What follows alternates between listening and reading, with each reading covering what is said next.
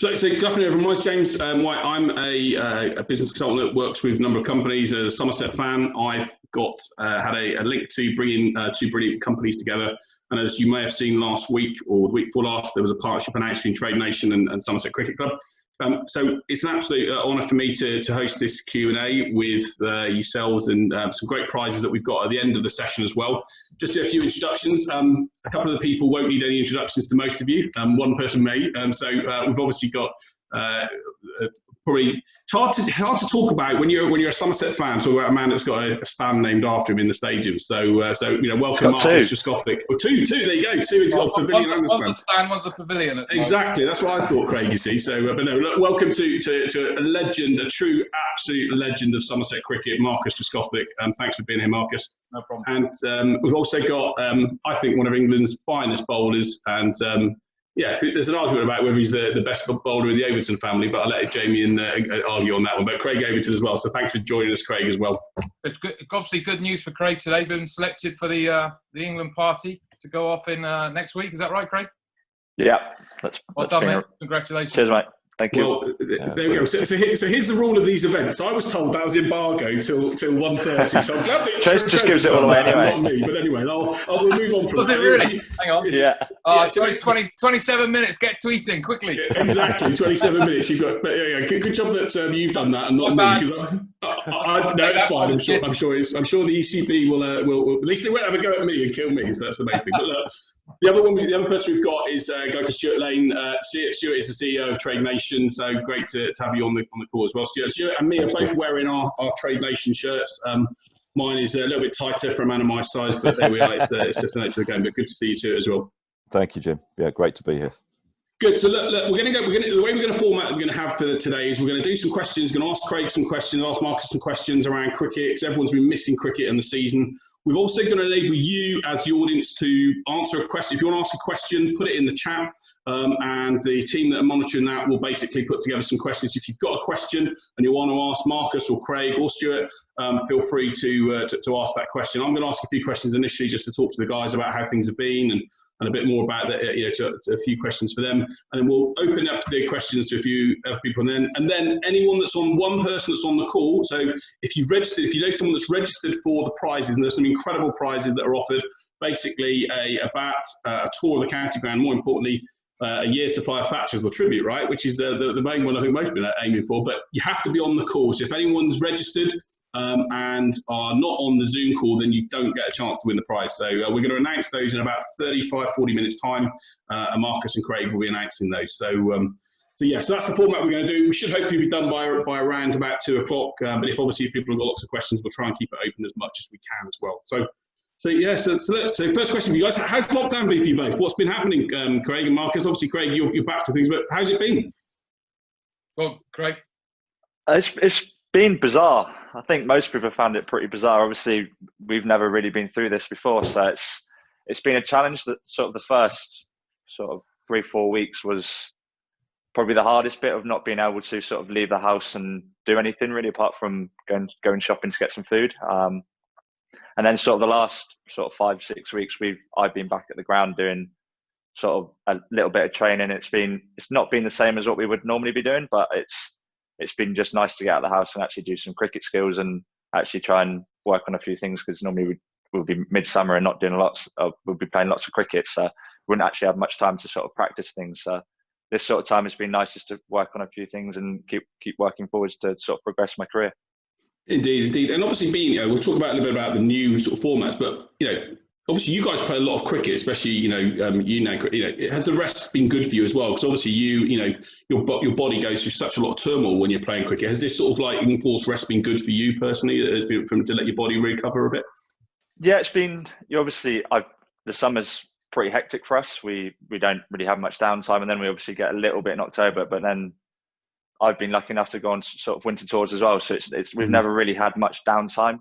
So this the first 5-6 weeks where we weren't doing anything was actually really nice, and meant that my body could sort of recover a little bit from bowling big overs in the winter in Australia and South Africa, and just give me a bit of time to sort of get my head right back into cricket and make sure that it was nice that I was excited to get back into cricket after that sort of time. Sometimes a break can be good, so it sort of makes you switch off your mind and make sure it gets you away from cricket. And then once cricket starts, you feel more into it, and you feel like you get that love back again. Sometimes it can be, it's almost day after day, whereas I think if you have that love for it, you just keep going and keep getting stuck into it. Definitely. And Marcus, are you getting fed up of talking to NASA and Ian Ward on a Sky Sports call-in? Well, I've done, what did I do? I've done one of those. We did a bit of, obviously, a bit of stuff during Mental Health Awareness Week and bits and pieces. So it's been strange, just that furlough system itself, just being sat at home, not doing anything, has been very odd. But it's great to be back doing bits and pieces, because I think we're all desperate. I think the Premier League starts tonight, of course. But for us to get back out in the middle and talk to, various players and teammates and get back into cricket mode has been superb, really, and really quite important, I think, just for your health and mentally, just to have something to really focus on. Looking forward to, obviously, then the back end of the season, where we're looking for hopefully a couple of months worth of cricket, depending on what happens between now and then. Yeah, definitely. And obviously, the most important thing is people being safe and keeping well in these times. So have you guys picked up any new skills? Have you learned any new hobbies, or have you become a DIY expert for any of you? Or what's been happening? Any new skills you've learned since you've been at home? I've been trying to do my garden. Oh, okay. I've been trying to sort of tidy up. I had lots of weeds and stuff on around the borders of my garden, so I've been trying to tidy that up and just make it a little bit neater. Still a work in progress. I wouldn't say I'm very good at it, but it's something just to keep my mind off actually doing nothing at home. So it's been nice to get out in the garden, especially with the weather being so nice. Fantastic. Green fingers then, Craig. What about you, Tres? I've seen his garden. I think you should get a gardener. Probably true. The thing is, though, Tres, you need a gardener the size of your pad, I imagine. No, I do my own gardening now, and I'm the same. I do enjoy gardening, especially cutting the grass. I'm very picky about how the grass needs to look and get the stripes in it and getting it all nice and tidy. But I've not picked up anything new. No, definitely not. I think we've been doing bits and pieces of work here and there. I'm still working at Taunton School, and I wasn't furloughed from there, so I could still do some online teaching and some online classes and stuff that I do there. But there's nothing specific. I've been out cycling loads, because obviously the weather was great. We had a great period of time where the sun was out, so you could really make the most of it. And it gave me a great opportunity. You can just get out as much as you can, sort of waste a couple of hours and just enjoy the time on the roads. Yeah, definitely. We've all been quite lucky, I think, with the weather being as it is. So that just makes it everyone want to see cricket a bit more, I guess, as well, doesn't it? So look, I mean, obviously you guys are both, incredible, cricket players that you love Somerset and the club. But talk to us, talk to us a little bit about, the starting point of your careers. Who was your role model when you were both growing up as cricketers? I mean, there's probably a 25 years difference in the two. I'm joking. But who was your role model, Tres, when you were growing up as a cricketer? Who did you want to, when you were throwing those cover drives in the Cambridge backyard? Who did you want to be then? Is it worrying to say Ian Botham as a role model? No. Role model, yeah, I guess. But. Yeah, I sort of grew up sort of idolising watching him play. It was just that.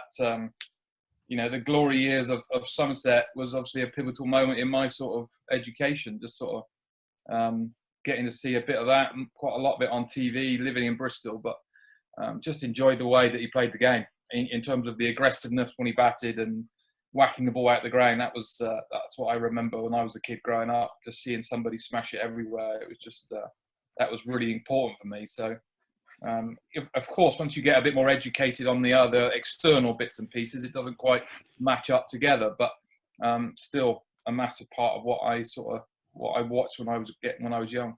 He also did a huge amount for charities. Everyone has a go at Boff, but he did his walks. I remember growing up and watching his walks and him walking from Land's End to John O'Groats all the time. So he did a huge amount for charity as well, didn't he? Yeah, I joined him in one of the legs in Bristol, and crikey, it's like he's running almost. It's so quick.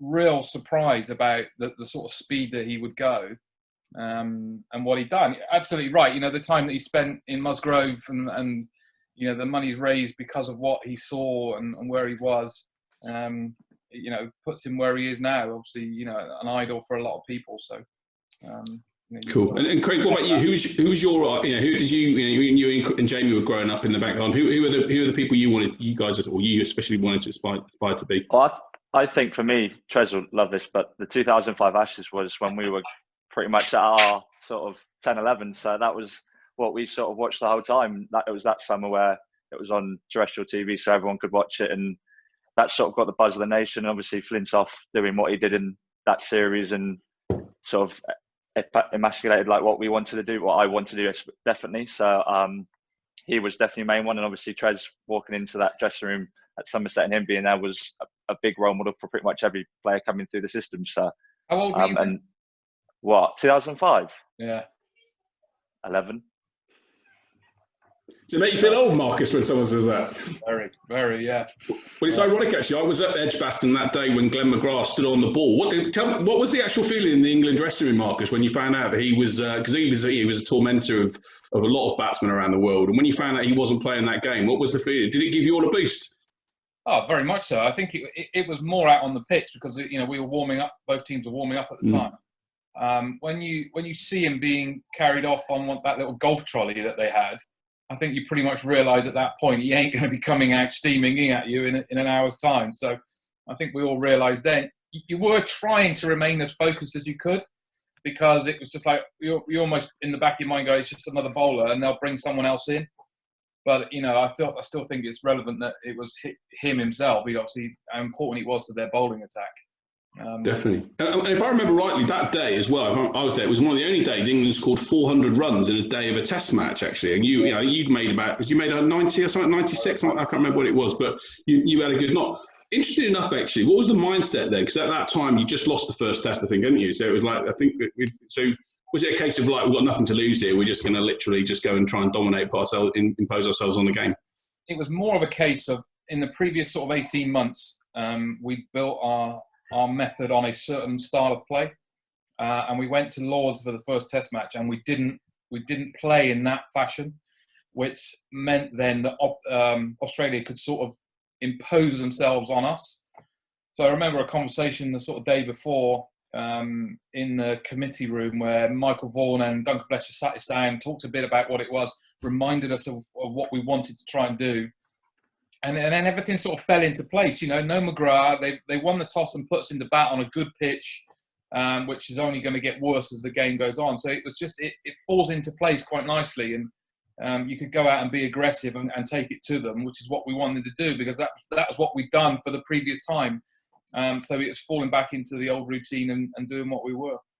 And we'll move on to some other stuff before we go back to that 2005 Test match. Just two questions for you. If DRS was available back then, would Kasparovic have been out? And secondly, were you really that confident you were going to win that game when they needed 2 runs for victory? No, definitely not. First and foremost, I thought the game was gone. I reckon probably when we got down to about 10 runs, I remember standing in slip, and I think Andrew Strauss was there with me. And we were chatting as if to say, how are we coming back from this? I can't see how we can return from this. That going 2-0 down in a 5-test series, we're gone. More than likely it would have been a 4-1 or a 5-0 if we'd have lost that. But I still think that would have been out. Yeah, I still think it would. I think it's too close to call. There was no definitive, camera to see exactly if his hands was not touching the bat at that time. His fingers might have been released off it, but was it really off the bat? I think it was too close to call. They might have wasted their reviews anyway. Yeah. Well, like last summer, right, when Nathan Lyon did. But it's a good point, actually, Craig. Actually, so obviously, Marcus, you were playing in an era where technology was it was starting to come in. And now, Craig, you play in an era where technology is there all the way. What's your views on it as cricketers, basically? Do you feel that technology is good for the game in terms of what it can do? Or is there things that you'd like to see improved or introduced that could make it even better? I think it works pretty well at the minute. Obviously, it was brought in to get rid of the howlers, and obviously Test cricket, you generally wouldn't get as many of them as what you probably would in club cricket, say, because you get better umpires, everything's at a better standard. So I think the way it's been brought in and the way they've developed it as time's gone on, with sort of, you obviously don't want to lose a review for like if it's an umpire's call, because that's still what the umpire's there to make a decision. So the way it's worked now is pretty well, and obviously you've got to judge on what you see as well. So it's a tough one, but I think the way it's been brought in is being the right way about it. Yeah, I like the introduction of the technology. I think just sometimes it obviously drags it out. It's not as bad as VAR, I think, but VAR's in its infancy.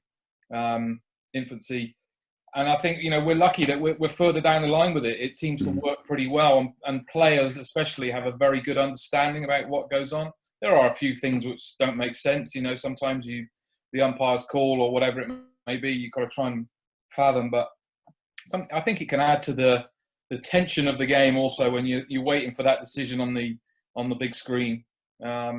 But it would have been, back in time when I was playing, it would have been so different. I would love to have known the difference, how it would have weighed up, because, decisions you got away with and other ones were bad decisions, how it would have leveled up, over time. But they generally even themselves out, I would imagine. They'll stop you kicking it away facing spinners, though, wouldn't it? You don't need that sort of banter. That's a way to treat a legend, isn't it? I can't blame it. But it's nothing point, Craig. So how do you convince an England captain to, when you're bowling and you're slamming them down at 85 mile an hour? How do you convince Joe Root or Alistair Cook to, whoever is the captain to go? Yeah, I need that review. And what happens when you get it wrong? What's the feeling inside, especially if you've got a stinker? I think, it's not obviously me going into the side. I was probably. You'd be asking more of the keeper, the slips, about what they think about it as well. We had one in Australia, it was Bancroft, and I was pretty sure that it was hitting the stumps, but I couldn't tell if it was high or not. So you obviously then speak to the square fielders to try and sort of get a judge on that, and you try and get a group decision on it. Obviously, you've only got, I think, 15 seconds to sort of make your mind up, so it's got to be quite a quick chat. But I think it works. The way the English side do it, it works pretty well, that you're quite reliant on sort of first step keeper to sort of make the decision of what they think, and then you sort of go with it from there. Obviously, some bowlers will be more keen for it than others. Stuart Broad. So there's probably one. Yeah, so you've got to sort of take that into your mindset as well, that sometimes bowlers will think it's out more than often, so because they want a wicket, so that they'll be appealing for anything generally. And I've got to ask this, Craig, because he's one of the great moments. I remember watching, goodness knows what time of the morning it was, when you got Steve Smith out. What did he actually say to you? Because obviously that man is like a limpet on a rock to try and get him out. And in most England bowlers are struggling with it. What did he actually? Didn't he say something to you beforehand or something before you actually got him out? He said I was bowling slowly, so yeah. I think I think it was more sort of just to get me a bit flustered, and it wasn't. I don't think he really sort of meant anything. It was just sort of a bit of Aussie. He's just trying to get sort of stuck in. Church probably knows it. When you go down under, you sort of get a bit of a better stick from them, and it's not harmful. It's just that they're trying to weigh you down, sort of trying to get in your head and sort of mess with you a little bit, and you sort of just try and stick to it and stick with what you're trying to do and make sure you get it right, and then you aim to get them out as well. So that was nice. So you didn't give him the big send-off then, basically, with the big finger up and head to the dressing room? I think that might have caused a few more issues, and I probably would have faced even more bounces than I did. But on that point, what's he like to bowl against? Because he's obviously just an incredible batsman. He's averaging 62, I think, in tests. I mean, it's just what makes him so good? Do you think? And I'm interested from your perspective as a bowler, and then Marcus as a batsman. What makes him so good as a cricketer? I find because of the way he moves, he doesn't move consistently. Like batters that you find that move on to sort of off stump or stay where they are, you feel like you can get a line to it. Whereas he moves, sometimes he'll move all the way across and sometimes he'll stay leg side. So he can always hit the same ball in 4 or 5 different spots, and you're never quite sure of what he's going to do. And he's that skillful that you can get away with it. Whereas batters sometimes try and get the line of the ball and then hit it wherever they can. Whereas he literally gets the line of the ball and hits it wherever he wants.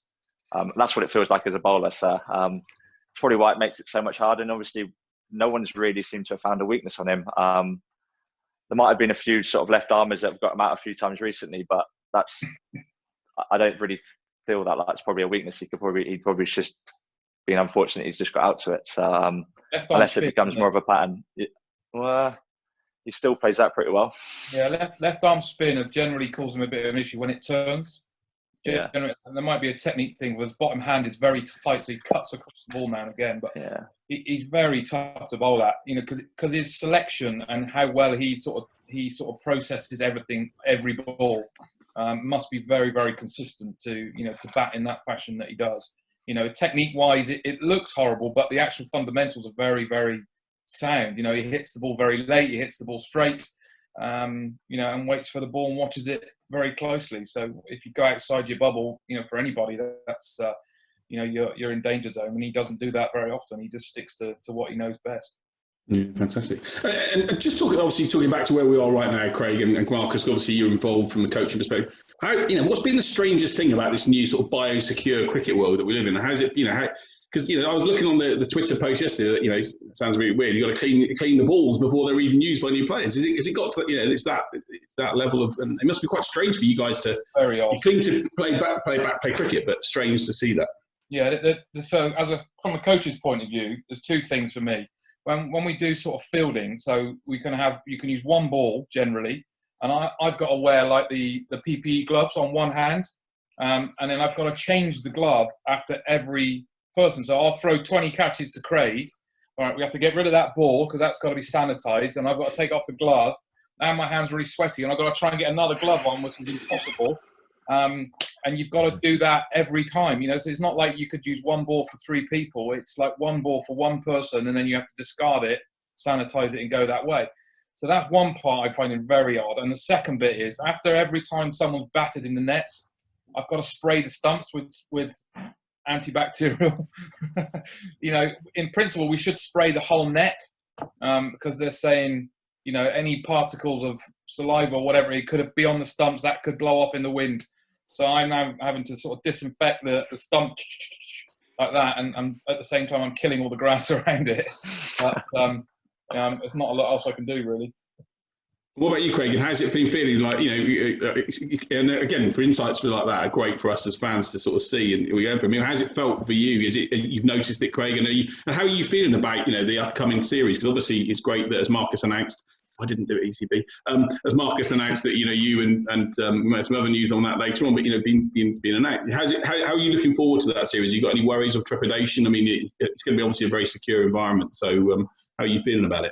Yeah, I think with the first bit, each bowler's been given 6 balls sort of to keep separate from everyone else, and that's pretty easy to do. That if you're bowling in a net on your own, you should keep hold of that ball.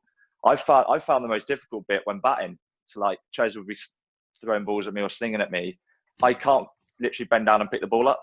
So so as a kid growing up, I've always been taught the person that's seeing you treat them with respect. You pick the ball up and throw it back to them so they don't have to bend down. Whereas literally at the minute we're just trying to hit it back at him as hard as we can. And he's got to bend down and look up and can't look after his back. So that's been the most tricky bit for me. Obviously it's taken its time. We found out ways that we can sort of hit the ball up, and almost a bit like hockey where you try and flick the ball up and then you hit it back to him. So there's sort of ways we can get around it and sort of look after him because he's getting on a bit, so we need to look after his back.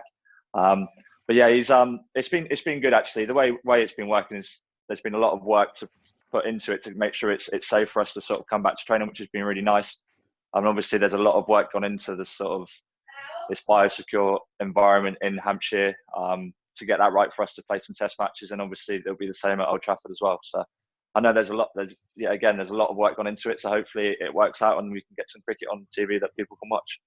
Definitely, because I think everyone's looking forward to seeing some sport and seeing you guys out there doing your stuff. And the other thing as well, people forget is you're human beings, right? As people, even though people think you're immune to this worry about COVID and all that elements, how does it affect you as a sportsman? Because you've got a job to do to try and present and do things to help the public in general. But ultimately, you're a human being that have your own thoughts. How do you cope with that? You guys. I think the most tricky bit for us would be we're going to be going back into a period of probably lockdown, and we won't be allowed out of that bubble for potentially 9-10 weeks. Whereas probably the rest of the country might be, it's starting to happen that everyone's starting to be allowed out to do a bit more now. So we're almost going the other way to make sure that cricket can happen and make sure that we don't get any cases and cricket then has to stop again. So it's probably going to be a little bit harder for us that we'll be stuck in hotels and going straight to the ground and back to the hotel. But I think we're probably used to it going to sort of India and Bangladesh and Pakistan with Trez or Sri Lanka. You don't really often leave the hotel when you go to those sort of places just because of the safety aspects of it. And if you do go out, you get mobbed by millions of fans because they just love cricket and they can spot you from anywhere. So I think that's one thing that will be the most difficult bit, but we'll stick by it. There'll be lots of things that we can do that they'll set up for us with PlayStations and sort of things like that, which would keep us occupied. So that'll be good. Sorry, Chris. Is it right about the Old Trafford? They've set up the golf simulators. Yeah, I've heard rumours they've set up a golf simulator in the point, which would be nice. Okay, so it's going to be a bit. So we did have before the webinar started. We had a chat about golf actually, and there's some. You guys all tend to love your golf actually, don't you as well? So so who would win in a competition between a game between you and Marcus, Craig? Trez to about 14 holes, and he gets tired. So probably the last 2 holes I win. Yeah, get a bad back after that. Exactly. And who would you not? If it was literally a Somerset, if you guys were having a knockout competition. I know we mentioned at the start. Who would be the person you would least want to be playing on the Somerset versus Somerset golf competition then, if it was a knockout? Waller, because he just literally non-stop chirps you, and he's pretty good as well. Yeah, it's horrible, isn't it? It's like saying I get asked a lot who's the best bowler you ever faced, and it always hurts me when I have to say Shane Warne. But it's the same thing when you ask about who's the best golfer and you have to say Max Waller. It's just as painful. Oh, fair play. Wait, it's all right. He's the best bowler you've ever. Who's the fastest you've ever faced? Actually, both of you. Who's the fastest bowler you've ever faced? Go on. Don't know. Stark, maybe. Mitchell Stark. Mitchell Stark. Yeah. Okay. Yeah. Who hit you on the head a couple of years ago and give you a concussion? Who was that? Matt Hobden. He passed away at Sussex. Yeah. He was quite difficult to face because he didn't really run in that quickly and it came straight from the shoulder, so it was really almost a bit like Simon Jones, probably a little bit, but didn't really run in and then almost created everything from the crease, and he was very skiddy, so he didn't really get up. I find those sort of bowlers the hardest because they're tall and bouncy, you can almost get under the bumpers, where the skiddier bowlers I feel it's almost at me because I have to get down even lower to duck it. So he hit me on the back of the head and I was concussed for a week. Yes, I had to miss a bit of cricket. Yeah. What about you, Trez? I mean, you've obviously faced some of the world's best bowlers, and as well as who's the one that literally had a spell that you thought, "Oh, this is rapid." Yeah, there's two bowlers I always say. Brett Lee is one, obviously Australia, and Shoaib Akhtar. And at times, I always found that they were great to face if you were playing well. If you weren't playing well, then they were awful to face because you just felt like you were going to get hit. I faced Brett Lee at Perth. What year? I can't remember what year that was, but I was genuinely scared, thinking he's going to hit me at any point here. I was just sat there waiting to get pinned. But then there's other times when I've faced him and faced Shoaib that you think, right, I'm going to whack him, and you just go after him. But it really does depend on how well you play and the form you're in, what the pitch is like, and things like that. Really. I also find actions make a big difference as well. Like bowlers, with Stark, he's got such a nice action that you can see the ball almost the whole way. Whereas bowlers that have almost got a quick arm, or they sort of get off it a little bit, I tend to struggle to pick it up as quick. So whereas Stark, I can almost see it straight away, so I can see the line of it and see the length of it pretty quickly. Akhtar's probably similar. He's probably quite difficult to pick up, whereas Lee was probably a little bit easier, maybe, Trez? Yeah, you get a cleaner action. Yeah, you get a good view of the ball all the way through. When someone drops it behind and it disappears out, Malinga's, Mitchell Johnson, these type of people, then Tate, they're a little bit harder because you lose sight of the ball just for a split second. So you're then guessing a little bit where it's going to come from. Definitely, yeah, and I guess in terms of when you're facing, and obviously, we talk about, this is about Somerset, and trading is one of these elements around confidence. But confidence as a player, when I guess there's times when you've both gone on the field and you literally feel 10 feet tall and you can do anything, and you've probably had days where you feel absolutely, you're tiny and not. How big an impact do you think is confidence and the way you feel as you go out onto the pitch and the way you perform? I mean, for you guys, obviously, Trez, You've had a stellar career, tested it. I know, what big an impact does that have for you in terms of the way you felt? I feel great today. I'm going to smack this out of the park. I think it's crucial. It depends on how you're thinking at the time, because these people talk about form and what is form? Form for me is really just about how confident you probably are. There's nothing really changing. It's not like it's you're a good player one week and then you're bad the next. It's just how your brain is operating and how confident you feel at that moment in time. So you're coping with the anxiety when you're out of form. So if you're rolling with it and you're confident, you've scored 100 last week, you're going to walk out in a better state of mind the next week. Doesn't mean to say that you're going to perform, but you've got a better chance because you're in control of your thoughts and your brain in how you're operating. So it's quite technical, but it does play a huge part in what goes on. Yeah. And for you, Craig, I mean, when you've been at your most confident, do you feel like you can bowl anyone out? You can literally just you can achieve, do what you need to.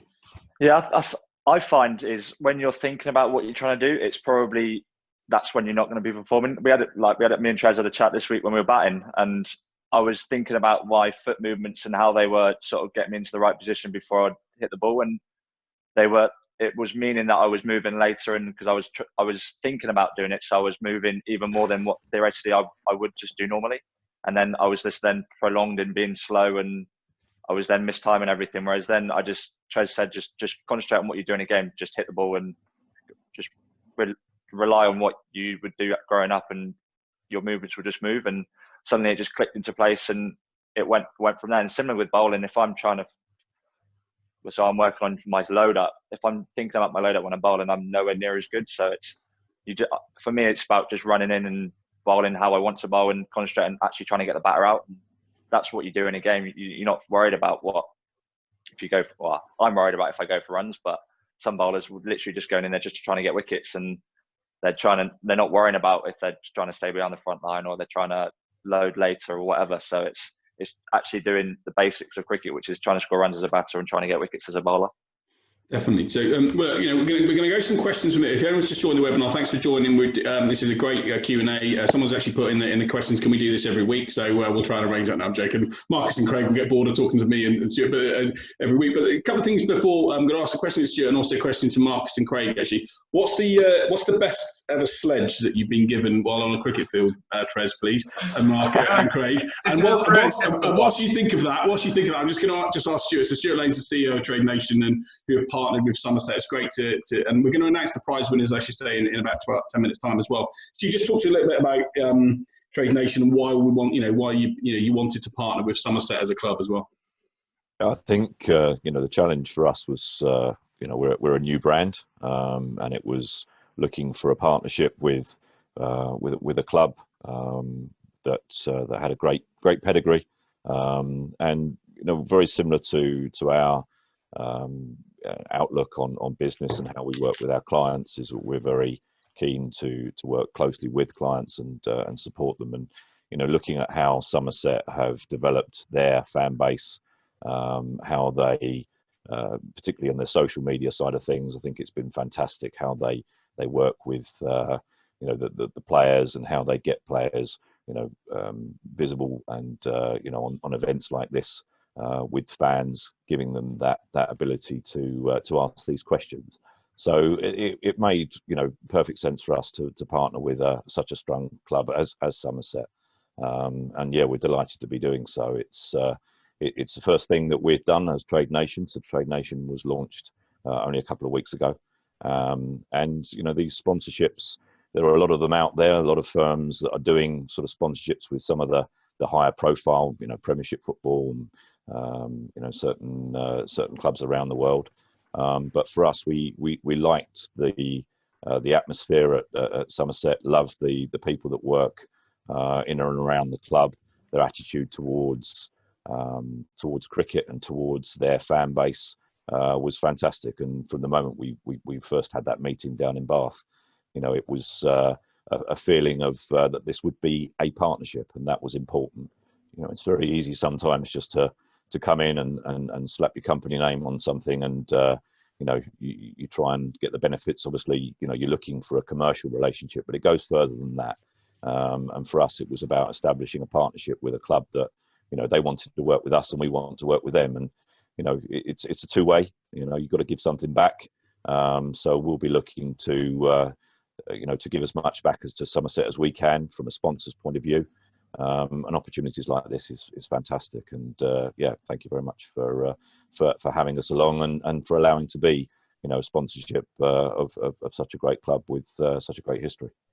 Brilliant, thanks you. And I'm going to test put you on the spot in a moment and just ask you to describe trading in one sentence in a minute. But before we do that, Trez and Craig then. So I did a little challenge as to the worst sledge or the best sledge you were given on a cricket pitch. And obviously we may have youngsters in the webinar, so we might need to adjust the language slightly. But go on then. What's yours, Trez? You must have had some proper sledges over the years. This is the hardest one to answer of any question that we ever do at Q&As, and it's very, very tricky to not to deliver it without swearing. Yeah, So without. it's like, okay, I'm going to put a warning on it. If anyone's got kids nearby or whatever, then put a warning that send the kids out for the moment. The kids, there might be a little bit of swearing by the sounds of things. So okay. So go on. The warning's been given. Yeah, absolutely. But it was during '05 after the celebrations, after the Ashes that we won. I think most people, who watch cricket would have seen the celebrations, and then the trip to Trafalgar Square, and then we went to the Prime Minister's house, number 10 Downing Street. We were lucky enough to have a drinks reception. Not that we needed any more drink in the garden out the back, and then we walked back in. No word of a lie. So I've got Matthew Hoggard here. I've got Tony Blair here, and Simon Jones on the right hand side. Then it's myself and a couple of other lads. So we're walking back. We're now walking on the inside back up to the big door. All right. So we're going to open the door, and you're going to see all the photographers. So we're walking back up there, and anybody who knows Matthew Hoggard, he is a social hand grenade, right? So he's drunk, and he's a bit half cut and hungover. And we're walking back up, and Tony Blair says, "What have we got to do now?" Matthew turns to him and goes, "We've got to have a photo with you, you knobhead." I promise you, that is a genuine truth of a question. I don't know how he got away with it, to be honest, but yeah, he did. What did Tony Blair say? What did Tony Blair say to you? Just chuckled and opened the door. Fantastic, love it. What about you, Craig? Come on, what's been some of the best sledges you've had? I think I've had quite a few in Australia about obviously being the worst cricketer in the family, and they're just pretty boring ones. There was one, obviously I broke my rib in Perth, and I came out and batted trying to save the game on the last day because there was a bit of rain around. And Lyon comes up to me and says, "I think you deserve a knighthood for coming out to bat with a broken rib." And I was like, whatever. Just Lyon's sort of the character where he wants to talk to you to sort of get into a battle, and so you're just trying to ignore him. So it was trying to make a bit of fun of what I had, and but obviously get me off my game. But to be honest, I don't think you often. I know people think there's a lot of sledging in sort of Ashes series, but the two that I've been involved in, there hasn't really been that many, or that I've been involved in. There might be the other bowlers and batters might have seen a bit more, but I haven't actually had too much, or seen too much, or heard too much. So it's been quite quiet when I've been involved. Obviously, there's probably stuff going on that I'm on the boundary fielding at fine leg and unaware of what's going on, but I think it's almost dramatised quite a lot. Yeah, right. Hot sledging used to be a bit more when Merv Hughes was going at it like he would do, and I would say most of it is. You're right. It's quite a lot of it. If you're in Australia and you're in Melbourne or somewhere on the boundary, you're getting absolutely abused, senseless down there. But it's literally a straight FO, or it's just flat out abuse. But the rest of it just is all laugh and a joke, and no problems at all afterwards. I think nowadays with the cameras and microphones all around the stumps, you've obviously got to be. People are more aware of what they can and can't say. Back in sort of the 70s and 80s, there probably wasn't that around, so they could get away with it a bit more and actually be a bit more hurtful. Whereas now, if you said that, you probably get fined, and you probably end up missing games quite quickly. So it's definitely gone out the game, which it's probably quite a good thing that because you don't want to be just out there just hurling abuse at players, because we're all players at the end of the day. So it's not really on. So I think the way it is now, it seems to work pretty well. That there's obviously a bit of drama about it with all the commentators and all the buzz around it, but I think the players sort of handle it pretty well and are actually quite respectful of each other. Cool. Before we go and ask some other questions, a quick question: who in the Somerset dressing room would go through the year's supply of Thatchers quickest? Actually, as one of the prizes for today. Ruloff. Really? Yeah. He likes his gold then, does he? He'll put a few cans away after a win. He'll put a few away then. Definitely. Yeah, anything. Yeah. Oh, fantastic. Look, just for those obviously we're not good, we're going to go ask some questions while I have a quick look at some questions to ask from the audience. For anyone that doesn't know, what is Trade Nation and what is trading, just so useful to explain to people that don't know. Okay, well, what is trading? Yeah, so we offer or provide a platform which gives access to the financial trading markets. Lots of people are using these services now around the world. It's a when I first started 30 odd years ago in this industry, it was very much aimed at sort of the professional city type people, but this has now become a very inclusive activity with lots of people from around the world, from all walks of life, getting involved in trading on the financial markets. It was interesting listening to Craig and Marcus, and when you're preparing for a game or whatever you're doing, it's important when you're trading that you're researching what you're going to be getting involved in. In the same way that Marcus, when he's facing a new bowler or whatever it is, you're looking and to research about what that bowler is going to potentially deliver to you. And it's not dissimilar to when it comes to the world of trading. It's having a plan, it's being prepared, and understanding what markets can do. And at Trade Nation, we're very keen that people go into this very much with their eyes wide open. This is it's not easy. Trading and certainly getting it right and being profitable is not easy.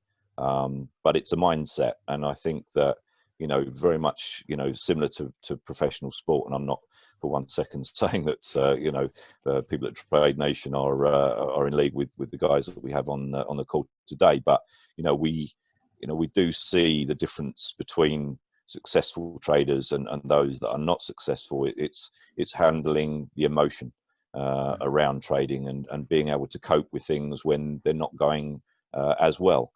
Similar to Craig or to Marcus, when things are not going well on the pitch or you're having a bad run, it's very easy to become reactive or do things that you're not really used to. And it's about returning to that plan and making sure that you're doing things that you're comfortable with. So it's as I say, it's grown in popularity. When I first started, there was only 2 firms doing this kind of thing in the UK. There's now probably numbers in the hundreds around the world, and it's a very popular activity, but also one that it's one that needs to be thought about and understood, the sort of risks that are involved. But for those that do get involved, there's plenty of opportunity, but it's all about making sure you have that plan and discipline. Discipline is the key with trading, as it is with so many things in life. Fantastic, thanks. Well, I know if anyone does want any more information, we'll talk at the end as where people can go for information. But so Marcus and Craig, which is great, and I say we want to. I know you as a sponsor want to do more, and there's going to be more competitions like this. We're going to do a number of other initiatives and competitions and things that we're going to do. So stay tuned on the social media fronts for that. But Marcus, a couple of questions for you. What's a great question from James Palmer? What's the best thing about working with the youngsters at Taunton School? Well, yeah, it's very interesting because you're getting some of the young kids there who are, firstly, potentially never played cricket before. So you're sort of in the introduction of getting them to fall in love with the game. Then you could be a selection of lads where you might, or girls who might be on the academy, which is great fun. But I'm getting a great understanding about how to coach the kids. That's what I'm learning the best, because obviously you've got to try and talk to them the right fashion. I've got to make it really simple to them to make them understand the game. And when you get that right, the response you get and the sort of communication back from them, and you see them loving the game and enjoying what they do, is absolutely priceless. So it's trying to combine all that, but it's given me a great grounding to how to coach kids. And are we going to see your daughters playing cricket for England in the near future? Do you think are they into cricket from? Yeah, they were. My youngest has got cricket nets this afternoon at school, so she's be going back in later on. Eldest, no, not interested anymore. They did for a bit, and obviously they do cricket as part of the girls' program, so they will be doing it. But my youngest is very much into it at the moment. Brilliant, and I think I'm sure we all think it's just fantastic to see the rise of women's cricket and the way it's developed. I think it's a long way, it's more needed for sure, but it's great to see that come through, isn't it? And giving girls the opportunity to do that and play the sport that you love. So yeah, it's gradually moving. You're getting away with rounders has obviously served the purpose for a period of time, but cricket is taking over because of the funding that's going into girls' cricket or women's cricket is massively growing. You now got all of the England girls are on central contracts. They're all getting paid to purely play cricket. As that's changed over the last couple of years, which is good. Fantastic. So, a question from Phil Kingdom to Craig. Actually, how competitive was it, Craig, between you and Jamie when you were playing club cricket? And now Marcus can actually ask this one as well, because how competitive is it now between you and Jamie at the moment? Because obviously you feed off each other. Come on, talk about the competition between the two of you. Yeah, it's pretty competitive. I think that's probably why we've got to sort of the level that we have. Growing up, we've always loved cricket, and we were always down a cricket club, our local cricket club, at the nets, always practicing. I was probably the one that was always batting, and Jamie was one always bowling. So he just wanted to hit me in the head. And that is Jamie. So,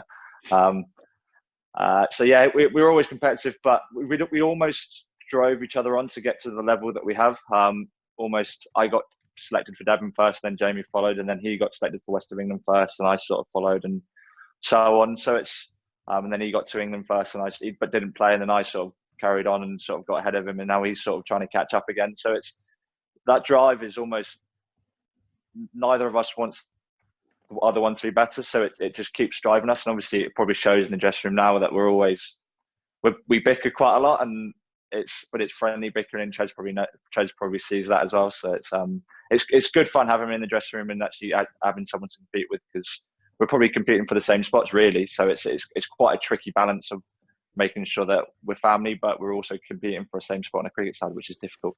For anyone that doesn't know, because Marcus will come back to you in a second on that, but anyone that doesn't know, Marcus did announce it on this. So we had a live world first here on this webinar, but for anyone that didn't announce it, all five, I believe it's the case, that all five of the Somerset players that were in the England camp or in the pre-camp have been selected for the squad of 30, if I got that right. I think that's correct. So yeah, I think that's 30, just 31, sorry. So I think that's just incredible that yourself, Jamie, Lewis, Jack, and Dom have been, included. So I'm thrilled as a fan of Somerset to see that. And Marcus, when you see that and you see the crop of players that we've got at Somerset now, it must make you as a person that's been, this club is through thick and thin. Just see that and just think it must make you feel very proud actually as well.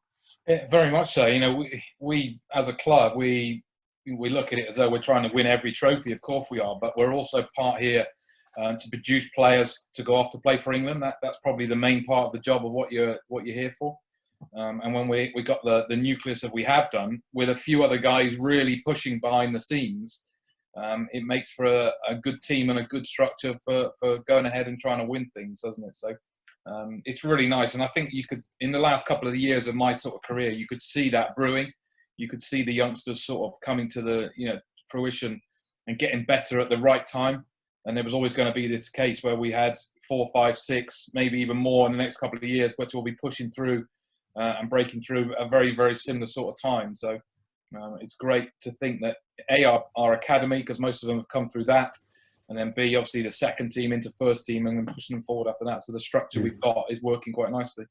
Well, considering there's a lot of people that used to think that the selectors never came down the M5 basically for a number of years. I know when I played golf with Pete, he always moaned that he never got selected. So, but the reality is, it's good to see Somerset getting selected, players getting selected. Quick question actually from Ian Groves before we go and announce the winners. To you, Trez, how close do you think Tom Abel is to an England caller? Yeah, I think he's getting closer all the time. I think if you'd have said 2 years ago that he's going to be called up, I would have said, right, if it is, it'll be in 4-day cricket or test match cricket. But right now, the way that his white ball cricket developed last summer, I think it'll be in 2020 or 50 over game. But I think he's progressing quite nicely, along with a couple of others. Obviously, Tom Banton is in the white ball sort of bubble already. So, there's a few other guys behind it as well. But I think the way that he conducts himself as captain and leader of the team, that it's impressive when he gets back out there. And here's a question for you, actually, for Craig as well. Is, Tom, I was watching the video with Tom and Max the other week about the fitness. Who's the fittest? I mean, Tom, pretty fit lad. Who's the fittest player in the Somerset camp in terms of who? I don't know if they do bleep tests anymore. Who would win the bleep test in the Somerset camp at the moment? 100% Abel. Really? He wins it comfortably. If most of us will probably get a decent score, but he takes it to a level and a half. So one level is. 400 meters? So he goes probably another 500 meters further than everyone else, really.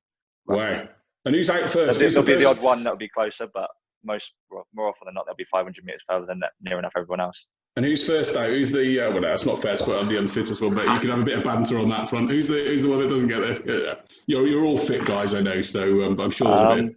Just say Jamie for the thing. Well, I think to make it easier for you, Craig, the fact is that in the last couple of years when I was playing, I never did it because I didn't want the embarrassment of dropping out first. So I always used to do like a bike test and let the rest of them get on with what the yo-yo test is what it's called now. But most of them are all around a very similar sort of stage of where it is. You've got to be at a certain level of fitness. But Tom Abel is a supreme athlete, you know, in all round aspects of what he does. He'd be up there with in the fittest 10% of the country, I'd say. Wow. Okay, fantastic. So we'll give Trez some credit. If he was competing against everyone else on the bike, even at 40, whatever he is, he would still beat most people on the bike. So it would pretty much beat probably everyone actually. So I'd like to how much work he put in. I'd like to think I'd beat you if you were running. Yeah. Yeah. Well, on the bike as well. Yeah, that's my point. Big strong legs, though, Tregs. Big strong legs. Yeah. You know, your Somerset boys. We were about it. So look, we're going to announce some prizes because I know we're conscious that people might be on the webinar for an hour. We are going to ask a few questions after that, but I'm conscious that people have only got an hour or so to have this initial webinar. I hope people have enjoyed it. It's been great to interview Trez and Craig, and thanks for your honesty about things. We're going to carry on and do some questions afterwards. But the first prize basically is an incredible prize. It's a Miller's Champion Hall bat worth £400. It's a tour of the ground, which is going to be done as soon as we can do that in a secure way. Then we are, and obviously it's then a year's supply of Thatchers or Tribute. Now I haven't yet found out what a year's supply actually is, so I'll be interested, Therese, what do you think a year's supply should be of Thatchers? That's going to depend on how much you drink, isn't it? If it was Briller, it would be about 25 million cases. Yeah, if you drink a case a night, then you're going to be on another delivery, won't you? You can keep bringing them. If you drink a case a night, I don't think you should be. You won't be alive for very much longer. I don't think. Right? We'll work out what that is. But so, Trez, can you announce the winner of the main prize, please, for the prize for today, which is great. Yes. So the winner of the main prize, you never believe it. It's me. Wait. It is Sheila Barrett-James. Fantastic. So congratulations to Sheila Barrett-James. You've won, as I say, all those goodies, and we're really pleased that you're going to be able to. Hopefully, you can choose Thatchers or Tribute. By the way, either one is fine. We like Thatchers or Tribute both. But I know the club will be in contact with you to give you your prize. So congratulations and thanks for being part of the webinar and entering the competition. It's great to have you there. And as I say, we're going to do more of these. So Craig, can you do we've got a couple of other prizes you might have seen. This is the Somerset shirt, which has got the Trade Nation logo, the County Championship shirt. So we've got a couple of other prizes of shirts that we're going to send out to people as well. So Craig, can you announce the second person, please, that's won the shirt, please? Yeah, so the second person to win is Sam Betley. Congratulations, Sam. Fantastic. So you're going to get a County Championship shirt sent through to you. I would say I know about the sizing. I got sent mine by Sam, and Sam said to me, it's a little thing. Sam said to me, I'm going to send you a size based upon what I think it is. And there's another of my colleagues that works with us on this project, and he got sent a large, and I got sent a double XL. So it says what people think to my figure, but no. So it's a nice fit, Sam. So let us know what size you need, and we'll get that sent across to you as well. And then Stuart, you're going to announce the winner of the second shirt, and who that is as well. So that winner is Scott Wright. Scott, right, fantastic. So congratulations to Scott, to Sam, and also to Sheila, and thanks very much for entering the competition. We're really great to have you doing that.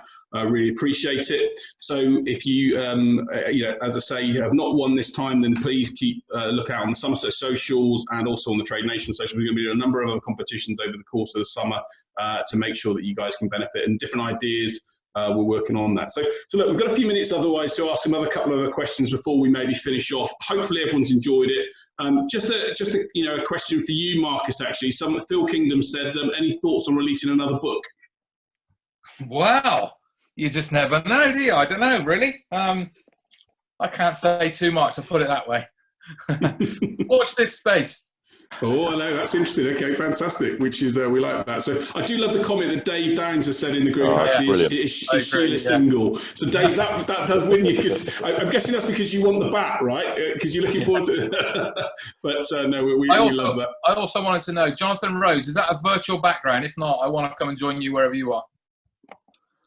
I haven't seen many of these. I haven't Where's seen that many of one? these backgrounds actually. Let's get.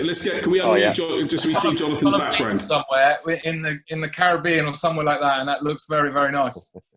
Fantastic. Yes. So it is a virtual background. Oh no, I'm disappointed for you. Yeah, Oh. no. Sat in Hampshire at the moment, sat in a lifelong Somerset fan, sat in with a virtual background. So hang on. It looks so nice though. It does look very nice. Yeah, that's my normal background. There you go. put the beach back, Jonathan. It's not Yeah, as good there as you that go. one. We like that one, so it's good. But a great question from Steve, actually, Marcus and Craig. 5+ players plus Joss in the England last 30 is amazing for the academy. Who in 3 years could join them for an England squad call-up? Who's in our academy at the moment that is we should be looking out for to join those guys? Well, I think Tom Abel you could probably put into that sort of bracket. I think within the next sort of few years he'd be one. Will Smead is a young lad who's about to join the staff, I think. I think he's currently still on the academy, about to join. He's still just finishing his A-levels or just finished his A-levels at school. Casey Aldridge. Aldridge, young tall seamer. He's got the ability to bowl 90 mile an hour, so he'll be one they'll keep an eye on. That's for certain. Fantastic. And those sort of players are obviously and just from you both, you've obviously achieved now status of playing for your country and you've made it happen. What are some of the biggest advices you give to people that have that are in that stage of their career now, in order to get to the level that you guys have got to? What are some of the sacrifices they need to make? What do they need to do to literally become as successful as you guys are and play for your country? Go on, I'll leave that one to you. I think it's just getting your head stuck into it and keep working hard, keep doing all the right things with sort of nutrition, going to the gym, keep doing stuff that actually is going to make you better rather than sort of hold you back. There's obviously certain things that are going to tempt you in certain lights, but it's making sure that you're doing everything possible to make sure that you're going to be the best cricketer in your professional, whatever you want to be. So it's doing those things at the right time, and obviously you need some downtime and actually relaxing away from it at certain points, but making sure that when you're switched on to sort of doing the skill that you wanted to do, that you're putting everything into it and making sure you're working hard for that. I think what we see often is when the guys come via sort of academies or very young lads come through and then join the professional staff, it's the actual intensity of the work that goes on at professional level. It generally takes them a year to sort of adapt to it, to get used to the workloads and the intensity of every practice or every training session and then every game that they're going to have to play to match up, to grow, to be at the level of where you'd expect someone like a Craig or Lewis or these sort of people that are going to be. So there's definitely a transitional period for them to understand. And it's hard work at the end of the day. And isn't that the same with any sort of business or anywhere opportunities? You've got to put in the hard work, and ours is quite physical, and you've got to be prepared to do it. Yeah, definitely. And like you say, I think and I definitely know from the training side, if you don't put the work in, you don't have that plan, have that strategy, you've got to make sacrifices, right? You've got to accept that in order to get somewhere, you're going to have to go through the other, do things that you maybe not wanted to. So look, before we finish off, because you've taken an hour now, just quickly, finally remind you, what's your proudest ever moment on a cricket field, Marcus and Craig? Well, mine was the 05 Ashes, having that opportunity to play in a well-remembered series as it was. The only opportunity I've got to see, because I'd love to sort of be a spectator now and watch it on the other side. The only opportunity would be the World Cup for England over the last 18 months, or last summer. That was you could see how it was growing. The country was sort of gathering behind it. And appreciating it, but to be part of it and to watch it back at still times now is incredible. To think what we did and how we achieved it. Yeah, I have to say it's the only time I've ever hidden behind the sofa at the end of that game, and it had to be a big sofa, I know, but I hid behind the sofa literally on that day because I didn't think we would do it. So it's cool. Well, what about you, Craig? What's your proudest ever moment so far? Because your career's still got lots to go, but what's so far? So the first one would be obviously getting my test cap. That was the one that, as a kid growing up, probably the same with Trez, that's the one that I always wanted to get. It was to play a test match for England was the dream. So to get that was pretty special. And then closely followed by the result last year at Lords winning the One Day Cup with Somerset. You don't often get to a final at Lords, and Tres obviously won it in whenever it was 2001, I think it was.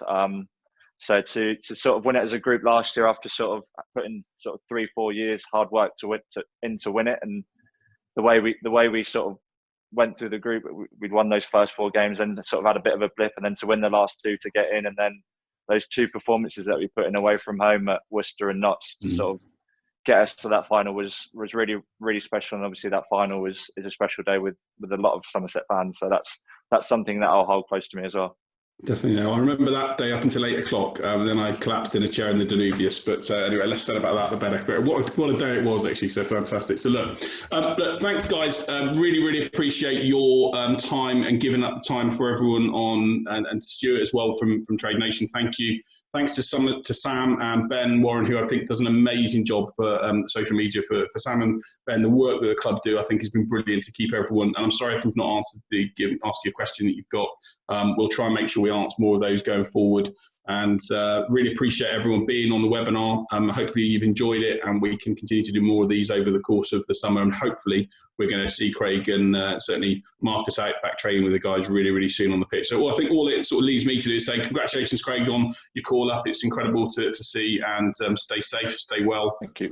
We'll really hope we're all rooting for you, I know, to get the best result possible when that Test match series starts. And thanks, Marcus, for you for what you're giving up your time today. It's really, really appreciated. And Stuart as well. Thank you. Really, really good to have. So look, guys, we're going to finish the webinar there, unless anyone's got any different other questions you've got. If you have, we'll try and ask them the next time. But just a big thanks, if everyone could just do a big thanks to Marcus and Craig for giving up their time. Really appreciate it, guys. So. No problem. No worries. James, Good stuff, guys. Thank you so much for presenting so well. And yeah, it's been appreciated. You did a good job. Good stuff. All right, good news. Well, look, hope everyone stays well, stay safe. We'll look to do more competitions and ideas like this. And if you are interested in having a little look at Trade Nation, head over to www.tradenation.com or contact the team there. I'm sure they can help you talk about what trading is and whether it's something that's right for you or not. So, look, thanks ever so much, guys, for being part of this. I'm sure we'll look to do more of these really soon. Take care, everyone. Have a safe afternoon. Thanks, Jim. Cheers. Cheers. Cheers.